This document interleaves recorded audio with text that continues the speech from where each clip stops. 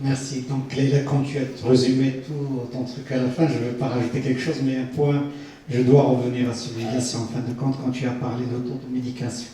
Et donc l'automédication, c'est à l'opposé de l'automédication, c'est de dire qu'il faut, la médecine est personnalisée. C'est pour cela qu'il ne faut pas prendre le médicament du voisin. Donc جارك دقات عليك قالت لك كيحك راسك عطيك ديك الدواء اللي خديتي دويتي. Voilà, c'est l'automédication et il ne faut pas le faire parce que c'est personnalisé, chacun doit le faire. Et ça ramène un point très important, je pense que l'initiative doit avoir un axe de pharmacovigilance parce que c'est très très important. C'est à partir de la pharmacovigilance qu'on peut plus ou moins dire que ce traitement de population, combien de pourcentage ça marche pas et tout ça. Et ça c'est très très important. Et Dieu sait qu'on a milité en fin de compte durant le Covid pour dire que la pharmacovigilance est très très importante. Parce que si les reporting n'étaient pas assez, et Abdelhamid était là, et on avait des discussions dans la commission marocaine de scientifiques Covid-19, et ça manquait de data, et ça manquait, même si on voulait faire de la sensibilisation, on ne pouvait pas le faire parce que une question très légitime que les gens posaient, combien de personnes ont été plus ou moins développé les effets indésirables. Et c'est une question très très importante et comme vous êtes un scientifique, ça ne vous permet pas en fin de compte de sensibiliser correctement. Donc un regard externe, c'est pour cela qu'on a gardé Choukri, donc tu as fait toi la comparaison asiatique, mais peut-être lui il nous donnera un petit peu une idée sur tout ce qui se passe aux États-Unis avec ces technologies. À toi la parole, cher ami.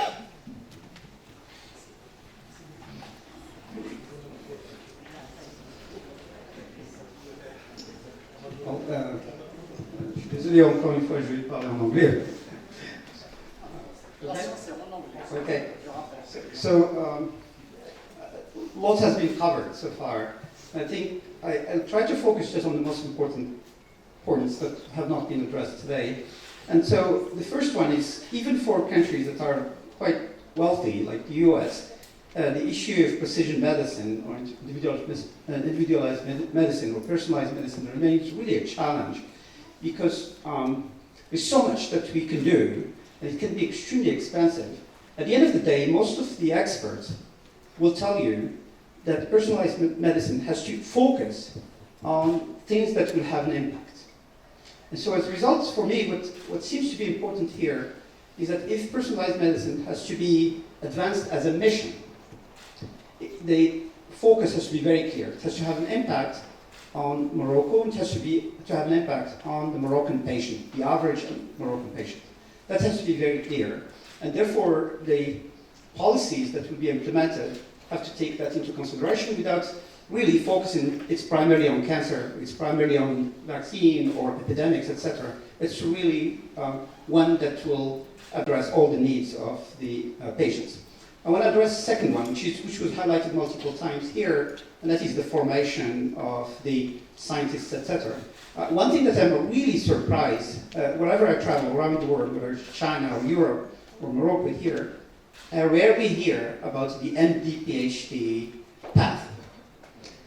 Americans discovered this many, many years ago, that physicians at the medicine know very little about research. And many researchers, maybe more than 90%, if they don't work on cancer or infectious disease, know very little about medicine.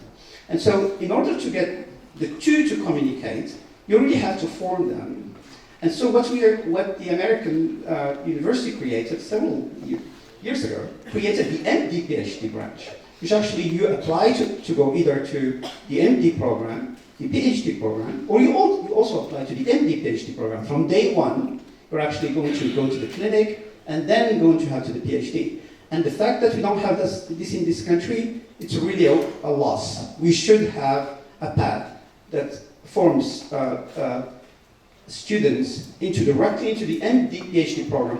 They get both titles and it helped them. Because I can tell you for sure that the biggest decisions in medicine from the United States come from MD PhDs.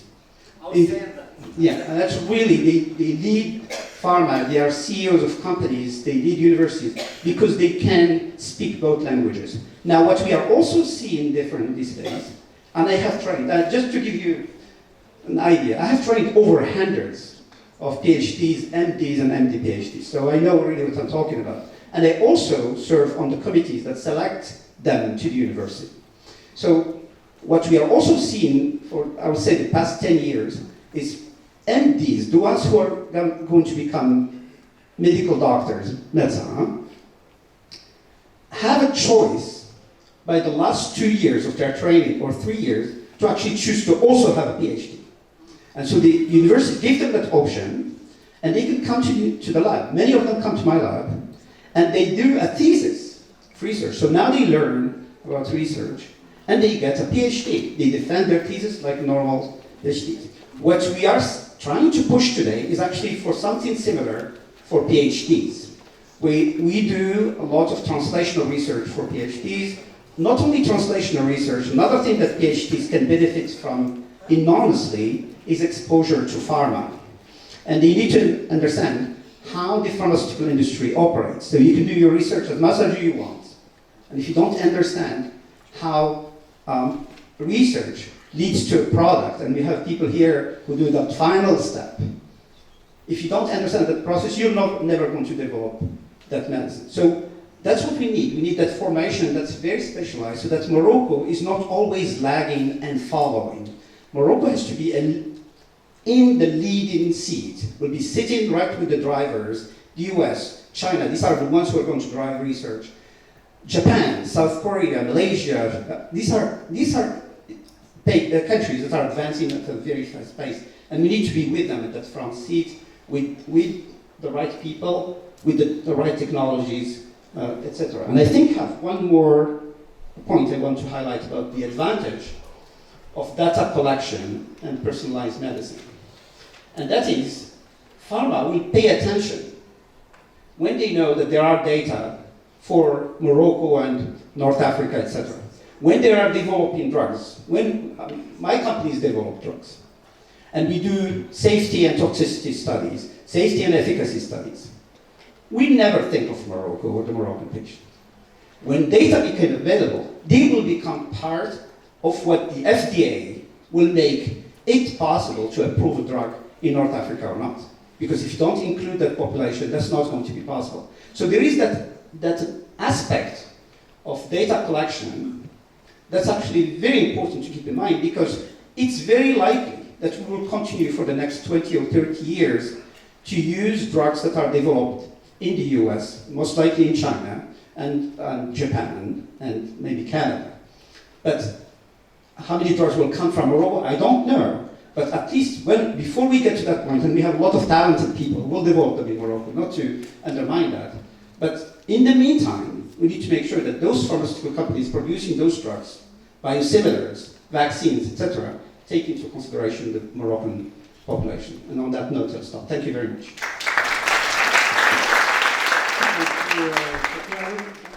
Comment on the last point, actually. So, je vais commenter sur le dernier point. This one works better, yeah. Donc, en fin de compte, on peut se positionner avec les pharma, et ça c'est très important, mais aussi pour les patients marocains, parce que les médicaments qui vont se développer, c'est des médicaments pharmacogénétiques, avec une indication génétique. Et si on a, avec notre data, on arrive à analyser et dire voilà, on a cette mutation ou pas, ça permettra de faire profiter les patients marocains. Donc c'est win-win. Donc si on peut plus ou moins intégrer les populations marocaines, et de l'autre côté, là il y aura une indication, on pourra dire que c'est bon pour les Marocains ou pas. Et donc c'est un argument de plus, parce que là tu as donné en fin de compte la feuille de route pour faire le lobbyisme. Comme tu dis, c'est plus doux que le lobbyisme. Plaidoyer, voilà. C'est très français, voilà. Plaidoyer, tout. Lobbyisme, c'est très clair. On va venir vous attraper, vous dire ça, vous acceptez pas, c'est votre problème. Plaidoyer, ça veut dire on va être gentil avec vous. Nous, je préfère lobbyisme. Mais en fin de compte, si on veut faire du lobbyisme, il faut que ça soit une mission très claire. Voilà, tu as très très bien dit. Dire l'impact, c'est pour cela, comme a dit Mohamed Amin, avoir des études, et que ça va toucher tout le monde. C'est dans l'esprit de l'équité. Et vous voyez qu'il est américain, il est très direct. On dit la mission, l'impact que ça va avoir, ça va toucher tout le monde, et en fin de compte, ça peut avoir un impact au niveau du futur. C'est ce qu'il a dit à la fin. Et donc là, c'est cette mentalité, et chaque fois j'invite Choukri, parce que lui, to the point, comme on dit, il est très direct. Il dit voilà, si vous voulez gagner ça, parce qu'il est imprégné de cette culture. Voilà, donc je pense qu'on va ouvrir le débat pour quelques minutes et on finira avec ça et il y aura une réception à la fin. Tu voulais rajouter quelque chose? Ah, vas-y. Ouais, tu es le patron, tu peux poser les questions que tu veux. Alors, en tout cas, merci beaucoup à nos éminents panélistes. Moi, j'ai une série de questions, de réflexions. Ah, une série, non, j'en ai dit une question. Une série, alors, c'est pas abuser. Voilà, bon, trois. La première, par exemple, nous sommes dans l'heure de la vaccination. Et on sait très bien le challenge avec la vaccination. Est-ce qu'on peut parler de nos jours de l'intégration de la vaccination personnalisée dans la vaccination de masse? C'est une première question que je lance. Et deuxième chose, je suis là devant vous ici, je pense qu'il va y avoir d'autres ressortissants, peut-être étrangers, avec la globalisation, avec on va dire l'intercommunautarisme qui se met en place, avec le monde bouge beaucoup. Donc, comment faire maintenant pour définir un citoyen d'un pays? Parce que là, maintenant, on parle de la nationalisation et on parle de souveraineté.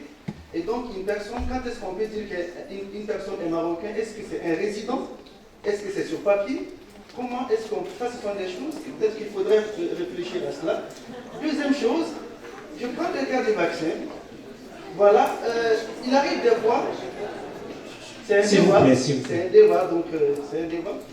Juste par rapport à... Si je prends le cas des vaccins conjugués, il peut arriver, par exemple, au Maroc, qu'avec l'étude sur le Maroc, on arrive à donner un vaccin qui est... Je prends le cas du vaccin conjugué que je connais un peu. Le PCV13, par exemple, de Pfizer, qui est implémenté, ou bien le PCV10. Une personne qui vient d'un pays X a commencé sa vaccination avec le PCV10. Est-ce que l'interchangeabilité des vaccins pose un problème? Ce qui fait que, donc si on vient dans un pays avec l'étiquette génétique de la population, qu'est-ce qu'il faut penser à ce point-là? Voilà, donc je lance la réflexion. Merci. On prendra d'autres questions pour nous répondre à Déborah, parce que là, on est mal barré. Ça peut prendre des heures. Quelqu'un veut répondre, sinon on pourra... Donc, pour répondre, en fin de compte, de la personnalisation de la vaccination, c'est ce qu'on appelle la vaccinogénomique. C'est un domaine qui est en train de se développer, et en fin de compte, un jour, comme pour le médicament, on dira ce vaccin est plutôt propice et donnera un effet préventif, parce que plein de gens pensent que le vaccin est thérapeutique, ce n'est pas le cas, c'est prévention. Donc les caractéristiques, en utilisant des biomarqueurs, on peut le faire. Pour tout ce qui est, ça c'est une question très importante, qu'est-ce que c'est un citoyen? Parce que c'est ça en fin de compte. Est-ce qu'un citoyen avec le même make-up génétique aux États-Unis et Angola, ça veut dire qu'ils sont du même pays? Je peux inverser la question, donc c'est très philosophique comme question. L'interchangeabilité, c'est réglé par la loi. Voilà, ça c'est quelque chose de très réglé. L'interchangeabilité, c'est très bien. Je pense que même aux États-Unis, tout ça, on vous dit si vous prenez quelque chose, vous pouvez le changer ou pas. Qu'est-ce qu'il reste? Ton histoire de vaccin conjugué, voilà. Ça, j'en ai répondu, mais je répondrai en fin de compte de la globalisation. La globalisation, il faut voir dans les deux sens aussi. Parce que moi, je suis très africain et j'écris beaucoup de fois sur le fait que durant le Covid, l'Afrique n'a pas été plus ou moins pris en considération. Voilà. Et la question qu'on doit se poser s'il y a une crise qui va arriver la prochaine fois, comment l'Afrique va faire? Parce que la question qui se posait, les gens l'ont oublié. Et s'il n'y avait pas cette question immunitaire et les Africains réagiraient de la même manière que les Européens? Tu sais combien de personnes on aurait perdu en Afrique? Les estimations étaient catastrophiques. Si vous revenez à revoir ce qu'on avait écrit, parce que c'était une prédiction catastrophique. Parce que quand on voyait il faut revenir à ça, parce que c'est très important, les gens l'oublient. Parce que quand vous avez en Italie, on faisait la sélection entre les patients, on se demandait quand ça va venir en Afrique, comment on va faire. C'était très dur même à réfléchir à ça. Et en fin de compte, il y avait la distribution des vaccins, on a délaissé l'Afrique aussi. Ça aussi, c'est une réflexion. Et je pense que le centre Mohamed Sadis, il y a une vision royale très claire. Et ça, on ne l'a jamais oublié. Tout ce qu'on est en train de monter aura une dimension africaine. c'est très clair que ce soit très clair. Maintenant, s'il y a une collaboration, moi je pense, c'est vraiment regarder vers le sud, qu'est-ce qu'on peut faire en profitant de l'expertise du nord. Voilà. C'est très très clair. Et si on le développe, on ne le développera pas pour nous tout simplement. Parce que même la population marocaine est une population, même du point de vue génomique, elle est mixte. Là, ce qu'on a fait l'analyse des 3 génomes qu'on a réalisés, il y a 95% africains. Donc, pour dire, c'est pas les 3% quand même, ou 5% qui restent, c'est très important. Et donc, cette question, il ne faut pas que ça aille dans tout ce qui est politique ou philosophique et tout ça. Et ça, c'est très important. Tu voudrais répondre? Vas-y.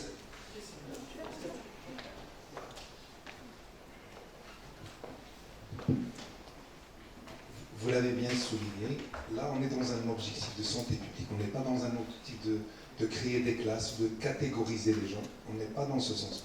On veut connaître notre contexte pour utiliser les moyens dont on dispose pour améliorer notre précision, à prendre la bonne décision pour rendre le meilleur pour nos patients, pour nos citoyens. Donc c'est pas dans l'objectif de créer des classes, c'est pas dans l'objectif de créer des classes pour la discrimination. Bien évidemment, si vous faites.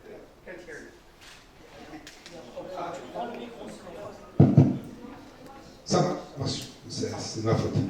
Donc, c'est pas dans le sens de la discrimination, de la création de catégories ou de classes, c'est dans un objectif de santé publique, bien évidemment, c'est bon. À mettre en place, donc, et à adopter cette approche. Et même si vous faites, bien évidemment, si vous faites. Je ne sais pas, si je fais moi-même donc une carte génétique, je trouverai des racines andalou peut-être, arabes, etc. Ça reflète l'histoire du Maroc. Le Maroc est un pays. Le Maroc est un pays.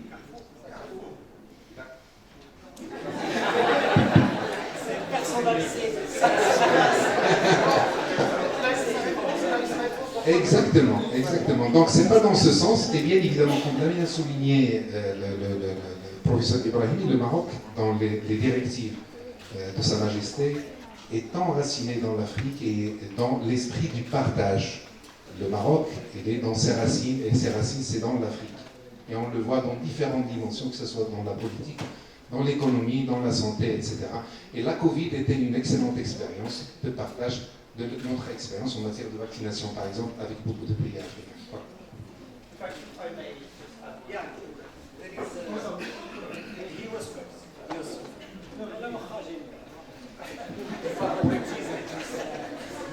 Non, je voudrais, tu as tendu la perche par rapport à la dimension africaine.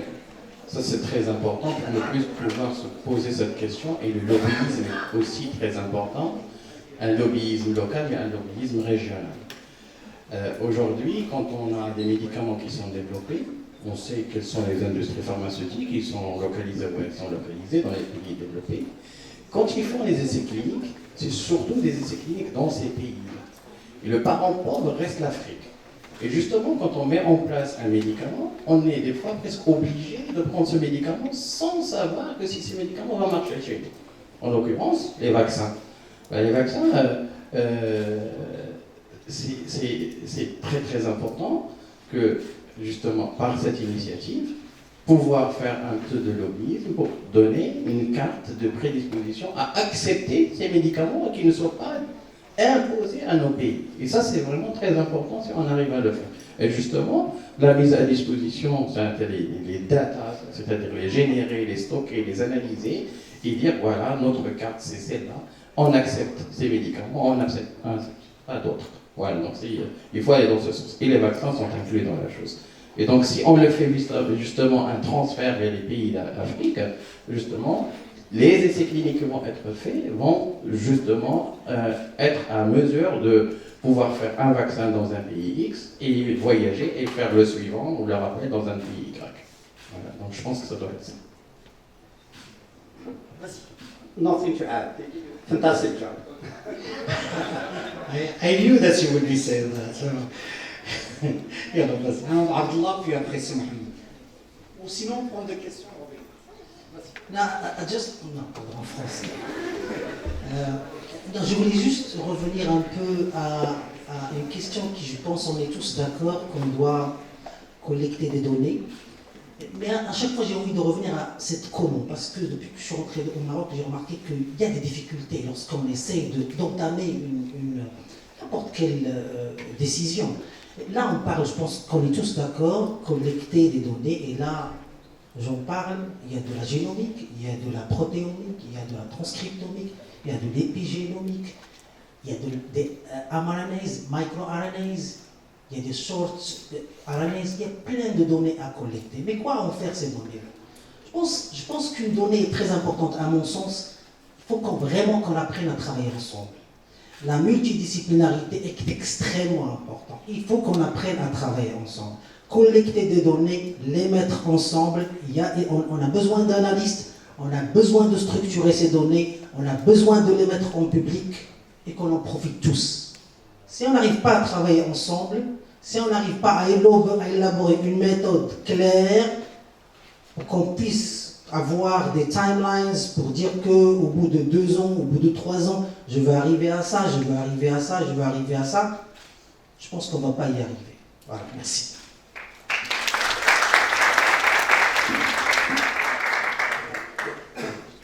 Juste pour ces histoires de... Bon, quelque part, le monde n'a pas été soulevé, mais la souveraineté nationale et la dimension régionale et africaine.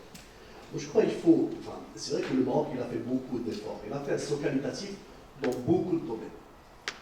Et en médecine, particulièrement, il est en train de se lancer. Mais, quelque part, on est encore fragile par les structures on va dire, de base. Parce que c'est beau de dire qu'on va faire de la souveraineté pour fabriquer un kit ou pour faire tel truc, alors que la matière première, on est obligé d'acheter de l'étranger. Et il faudrait pousser ces structures. Il y en a beaucoup de jeunes qui peuvent se lancer dans des structures de biotechnologie pour essayer d'apporter la matière nécessaire à cette souveraineté nationale et pour avoir cette indépendance, qu'il soit nationale ou régionale.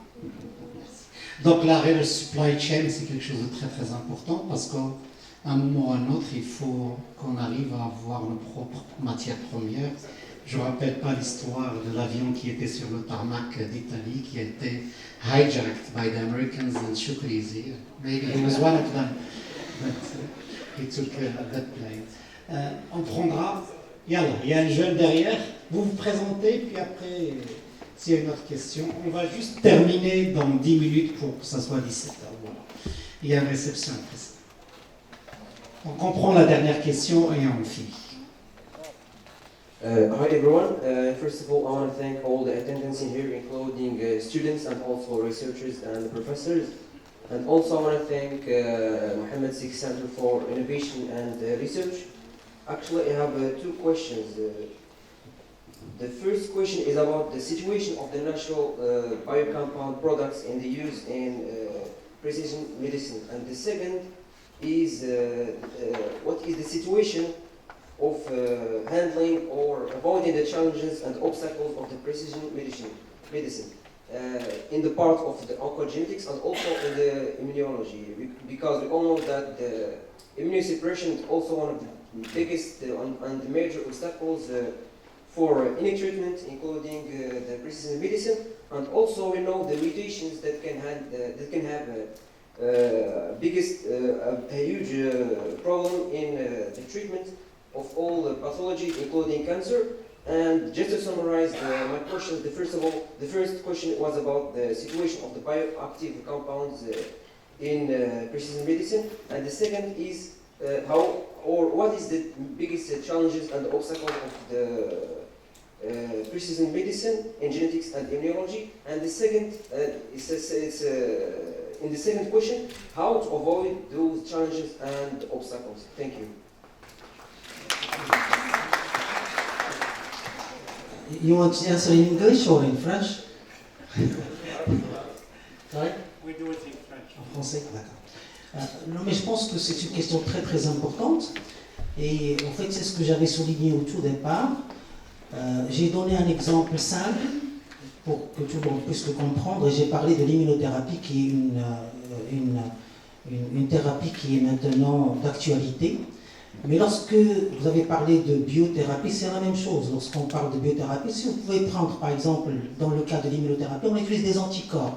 Lorsque j'ai soulevé, lorsque j'ai indiqué PD1, PDL1 ou CTLA4, toute cette voie-là sont bloquées via des anticorps spécifiques qui vont reconnaître ces molécules de manière spécifique. Et donc, pour répondre directement à votre question, oui, dans le cadre des bioproducts, on a également besoin de mieux caractériser le patient pour pouvoir lui donner un médicament adéquat. Parce que si le patient est résistant à un médicament et que le médicament coûte, en l'occurrence pour l'immunothérapie, aux alentours de 300 000 €, parce qu'on est en train de perdre de l'argent et on est en train de donner au patient peut-être un médicament qui va lui causer des effets peut-être secondaires sans avoir un effet bénéfique. C'est clair? Très bien.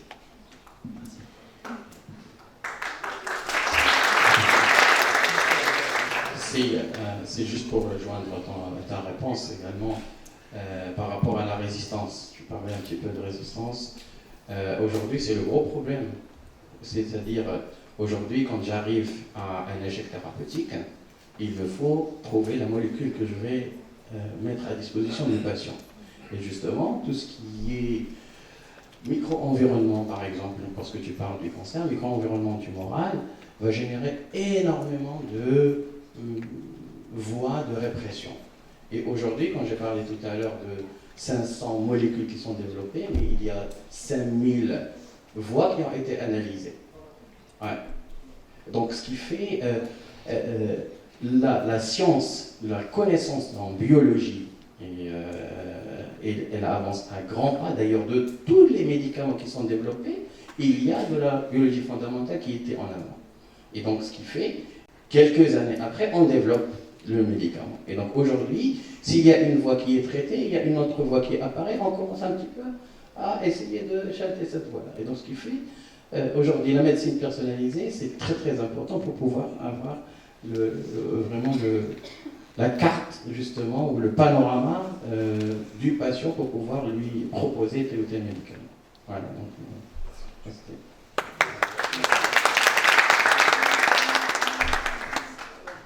j'adhère à ce qu'a dit Sedbeki. Je reviens sur le CAI 67, au niveau du stroma, juste au niveau de la nécrose. Comme a dit Sedbeki aussi, le CAI 67, juste au niveau du stroma, nécrose. On revient à CAI 67, sur le 50. Mais quand vous éloignez de la nécrose, vous avez le CAI à 35-36. Donc, si vous allez rapporter sur le rapport d'anatomopathologiste, un CAI de 67 qui est sur la séquence, qui est près du stroma ou du micro-environnement. C'est la raison pour laquelle il faut s'intéresser à la signature que Madame Stomzéoé. Donc la signature près du stroma, ce n'est pas la même signature tout loin du stroma. Donc c'est la raison pour laquelle il faut traiter le stroma, la nécrose, puis le micro-environnement de la nécrose. C'est très important. C'est la raison pour laquelle plusieurs chirurgiens, plusieurs carottes. C'est pas parce qu'il n'a pas ciblé le stroma que c'est plusieurs carottes pour voir la moyenne générale d'une expression d'une signature d'un gène ou d'une. Enfin d'un gène, voilà, d'un gène, d'une expression de gène. il y a une notion qui est très importante et qui a été très discutée dernièrement à Chicago, Voilà. c'est le microbiome. Il n'y a pas seulement ce qu'il y a chez le patient, il y a le microbiome qu'il est en train de l'incuber autour de lui, qui change justement. Et donc, ce qui fait, un patient prendrait justement un traitement. Il a toute la signature, mais le microbiome ne va pas. Et donc, ça ne va pas laisser le médicament fonctionner. Donc, ce qui fait aussi, ça doit être pris en considération.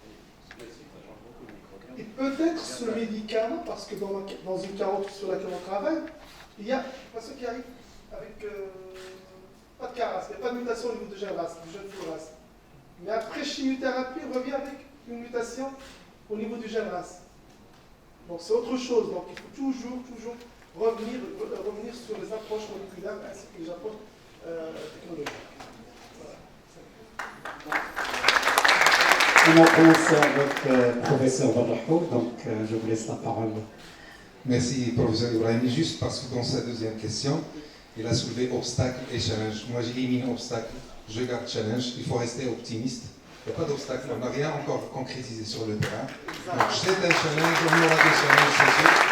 Il faut convaincre les décideurs, ça c'est sûr, c'est un challenge. Il faut faire fédérer tout le monde, changer les pratiques, c'est un challenge. Il faut faire fédérer l'assurance maladie, c'est un challenge. Changer la culture, etc. On aura des challenges et c'est ça ce qui donne le goût à ces différents projets, mais pas d'obstacles. Restez optimistes. Merci. Donc, il me laisse 3 minutes pour finir en fin de compte. Donc, je voudrais remercier tous les participants. Je vois la salle est toujours remplie, ça fait plaisir. C'est une activité. Donc, puisqu'il y a les jeunes, je reviendrai à l'histoire de ces journées de technologie médicale quand on avait commencé ça il y a à peu près une douzaine d'années.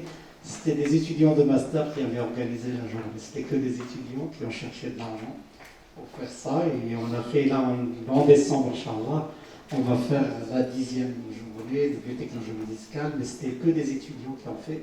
Et comme cette année, encore une fois, c'est que des étudiants qui ont pris la peine, en fin de compte, de l'organiser de bout en bout, et je le remercie infiniment. Voilà.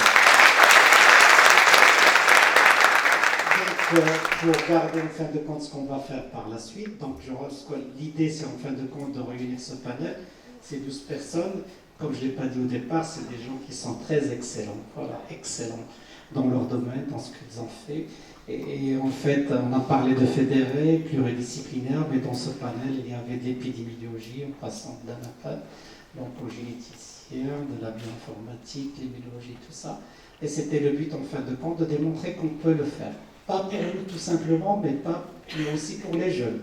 Parce que les jeunes doivent comprendre, comme dit Abdallah, vous ne pouvez pas faire l'innovation tout seul, vous ne serez pas prix Nobel tout seul. Voilà, et que ce soit très très clair dans vos têtes, il faudra le faire ensemble. Comment le faire? Et donc là, c'est Mohamed Amin qui vient de le dire, comment on va le faire. On va essayer de tout reprendre, tout ça, et reprendre les points essentiels pour que ce soit la mission très très claire. Faire un constat de départ, voilà que se fait à l'international, du benchmarking à l'international, comment ça marche, ce qu'a fait l'impact. Même si on n'a pas des documents et des études marocaines, on fera du benchmarking à l'international pour dire l'impact. Par exemple, le coût. Je pense qu'il y a plein d'études aux États-Unis qui sont très très claires, qui démontrent en fin de compte que c'est moins cher et que l'impact socio-économique est très clair de la médecine personnalisée. Je pense que les Européens sont là aussi pour le faire. Chaque fois qu'on n'a pas d'études marocaines pour convaincre les décideurs, on reviendra vers les études. Le deuxième point, voir l'impact que ça peut générer, comme a dit Choukri, c'est en fin de compte que ça va toucher tout le monde. Cette notion d'équité doit être très très importante. Et donc c'est quelque chose de très important. Aussi, question d'éthique, ça veut dire que ce n'est pas fait dans le sens de faire une classification. On ne va pas vers l'eugénisme, ce n'est pas ça qui nous intéresse ni rien du tout. On a une population marocaine qu'on veut prendre en charge correctement et en espérant que cette expertise et le workflow, le procédé qu'on va développer, va faire bénéficier les pays africains qu'on va échanger avec eux pour transmettre ce workflow. Aussi le cadre légal, il est très très important, surtout la protection de données. Là, on est en train de réfléchir et le PDG Yemeni, il veut qu'on ait un data center. Mais moi, la réflexion que je mets, c'est aussi comment protéger ces data, parce que c'est très très important pour le faire. Mais Inch'Allah, quand on le montera, ça sera disponible à tout le monde pour l'analyse et tout ça, c'est quelque chose d'essentiel. Et peut-être qu'il faudra faire sentir aux décideurs, c'est en fin de compte. Et je l'ai fait une fois et c'était très important. J'ai dit à la personne qui était en face de moi, il dit, il ne faut pas faire une exception pour la recherche biomédicale. Et ce que je lui avais dit en face, il dit, madame, si vous tombez malade, j'ai dit, tiens, je vais changer le constat. Si votre fils tombe malade, et on a un médicament, et vous allez me demander, c'est Ibrahimi, est-ce que ce médicament est efficace pour mon enfant? Et si je vous réponds, il y a quelques années, vous ne m'avez pas donné l'argent pour caractériser le patient marocain, et je suis désolé, madame, je ne peux pas répondre à votre question. Et ça, c'est pour cela, c'est plus agressif comme approche, mais il ne faut pas être très... Parce qu'on n'est pas en train de parler d'une personne.